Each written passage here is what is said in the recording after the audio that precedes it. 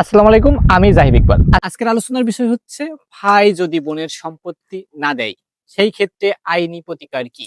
এ বিষয়ে কথা বলতে হলে বন্টন আইন 1893 এবং দেওয়ানি কার্যবিধি 1908 এর ধারা 54 এবং আদেশ 26 নিয়ে কথা বলতে হবে। এখানে বলছে বন্টন মামলা যখন বোন তার সম্পত্তি ভাই দিবে না সেই ক্ষেত্রে বোন হচ্ছে ভাইয়ের বিরুদ্ধে দেওয়ানি আদালতে বন্টন মামলা দায়ের করতে পারে। এখানে উত্তরাধিকার সূত্রে এবং তার নিজের যে সম্পত্তি সেইটার সীমানা নির্ধারণের জন্য বন্টন মামলা করতে পারে। দ্বিতীয়ত সুনির্দিষ্ট প্রতিকার আইন 1877 ধারা 42 অনুযায়ী সুট ফর ডিক্লারেশন, এখানে যখন ভাই বোনের উত্তরাধিকার হওয়ার অধিকারই অস্বীকার করে সেই ক্ষেত্রে বোন তার অধিকার ফেরানোর জন্য ঘোষণামূলক মামলা করতে পারে।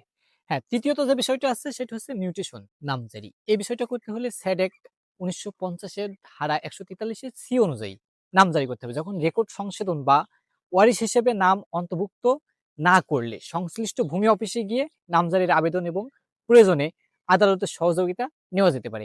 এখানে আমরা যে বিষয়গুলো নিয়ে কথা বলেছি, এখানে হচ্ছে যখন একটা ভাই তার বোনের সম্পত্তি দিতে অস্বীকৃতি জানায়, তখন উক্ত কন্ডিশনে যদি তার বোন মামলা করে বা আবেদন করে সেই ক্ষেত্রে সে তার সম্পত্তি বুঝে পাবে।